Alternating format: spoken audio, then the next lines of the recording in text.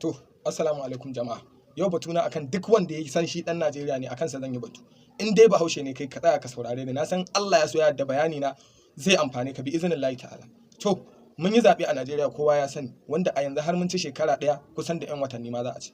Wanda muna sa rai 27 za mu fita ne mu ƙara zabe. To dan Allah, dan girman Allah jama'a, mu lura da kyau, mu san wa za mu yi a 2027.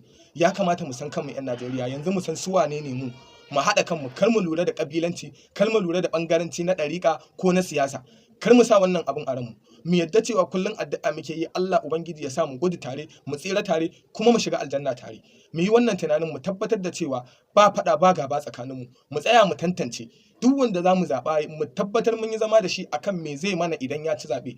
Mu ma mu daina siyasa, musamman mu 'yan arewa, mu daina siyasa ta jahilci, mu daina siyasar da idan kai ka samu kowa ma ya rasa, mu daina siyasar hassada da bakin ciki. Domin ko a siyasar da muke yi ku lura, yau idan ba na ra'ayinka gobe fa ina ra'ayin wancan, haka abin yake ta tafiya. To don haka duk mu sa a ranmu cewa fa a harkar nan duk ɗaya ce, kan mu wani zo mu yaudari kanmu, musamman mu talakawa, domin su fa kansa a haɗe yake. Na rantsa da Allah kansa a haɗe yake. Duk gabar da za ku ji ana cewa a Kano ana yi tsakanin Ganduje da Kwankwaso, na rantsa da Allah idan suka haɗu, idan kun ga yanda suke yi, wallahi sai ku rantsa da Allah ku ce ba su bane. Saboda haka abin nan ƙarya ne, yaudara ce, talaka kawai ake gwara wa kai. Dan haka dan girman Allah mu cire hassada da bakin ciki da san rai da kyashi da koma me a ranmu mu cire, mu zo mu gaya wa kanmu gaskiya. Idan a unguwa ne wancan dan APC ne, wancan dan PDP ne, wancan dan NNPP ne, kuma ku zo ku haɗa kanku. Duk wanda za ku zaɓa ku tsaya ku tantance a kowace jam'iyya yake, ku tantance ku tabbatar da nagartarsa, ku yi dan Allah, ku yi dan al'ummar ku. Abin da ya kamata mu kenan a 27. Kun ga yanzu mun ci shekara ɗaya har da watanni, yanzu ana ƙara ta biyu aka tafi ta uku. To fa a ta hudu ba fa batun ci gaba da mulki suke ba, batu ne na ya za a yi su ga sun fara kamfen an tafi wani zaɓen. To tun yanzu mu ma abin da ya kamata mu tsaya mu jajirce kenan. Kun ga dai abin da ake mana a ƙasar nan, kowa ya sani, duk ɗan ƙasar nan ya san abin da yake faruwa. To don haka dan Allah al'umma, ina mai jan hankali a gare ku, ku daure ku yi haƙuri, ku cire hassada da bakin ciki da san rai da san zuciya. Mu fito mu gaya wa kanmu gaskiya, mu gaya wa kanmu gaskiya akan abin da ya shafi Najeriya. Mu fito mu faɗi gaskiya, kar mu ɓoye ta. Kowa ya sani abin da ake a Najeriya bai dace ba, bai kamata ba. Kuma suwa ake zalunta, duk dai ta kai ta kawo, kai da kake zuwa kai zaɓe a baka taliya, ko a ɗauki wata 'yar gadagalle ko ishirin kamaraya a baka, kai ne dai ake zalunta, kai ake juyawa, kai ake gwarawa kai. To don haka ka haƙura da wannan abin da za a baka, wanda a ranar da aka baka ma zai iya ƙarewa. Ka yi haƙuri, shekara 8 suke mulkin nan, wasu shekara 4. Kai kaɗai ka san yanzu, na san talaka azabar da kake sha a cikin iya wannan 'yan shekarun. To don haka mu haƙura, mu zo mu gaya wa kanmu gaskiya, mu tabbatar da adalci, mu tabbatar da nagartar kowaye. Ko da wata jam'iyyar ce sabuwa za a ce yau ta fito, kar a wani ruɗe ka da wai matashi ne shi ko wani wane ne, a'a, kawai a gaya ma nagartarsa, kwalitinsa, kuma idan ya ci zaben me zai ma. Abin nan a yi shi a rubuce, mu daina zaɓe da jahilci. Ko kasuwa yanzu a kai ka, karka yadda ka kai ɗa kasuwa gurin mai gida wai kawai ka bashi ka tafi, a'a, a yi rubutu, shekara nawa zai yi ka sallame shi, haka ake lissafi. Don haka mu ma 'yan siyasa nan mu yi ƙoƙari, duk wanda ya tsaya takara mu zama da shi, mu gaya mai ga abubuwan da muke buƙata, ga su a shekara nawa yake tunanin zai samar mana da su, za mu ba shi dama. Idan ya ce a shekara 4 ba zai sama ba, amma zai samar da kaza da kaza, mu ba shi damar. A shekara 4 idan muka ga ya samar da abin da ya faɗa zai samar, to za mu ƙara zaɓarsa domin ya samar da ragowar. Abin da ya kamata mu dinga yi kenan fa 'yan Najeriya. Zuwa yanzu ya kamata mu hankalta, mu san su waye mu, domin ƙasar nan tamu ce mu matasa.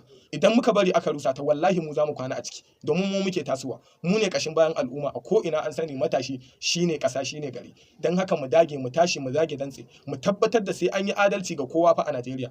In ba haka ba, wallahi nan gaba mutuwa ma sai mu dinga sha'awarta, kuma ba yanda za mu, ba za mu mutum ba, gashi nan muna rayu.